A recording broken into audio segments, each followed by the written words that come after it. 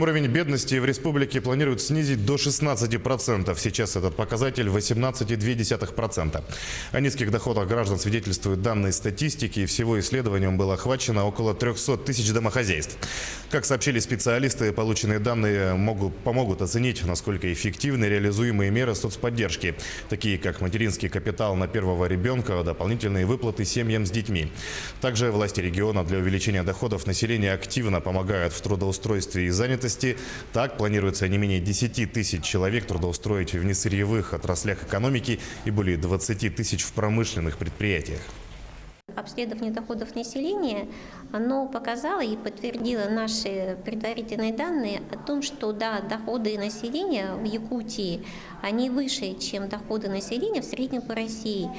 Но при том, что и наш прожиточный минимум, он также значительно выше, чем прожиточный минимум по Российской Федерации, то соотношение дохода и прожиточного минимума по Якутии, оно ниже, чем в целом по России и ниже, чем вот в отдельных регионах Дальнего Востока.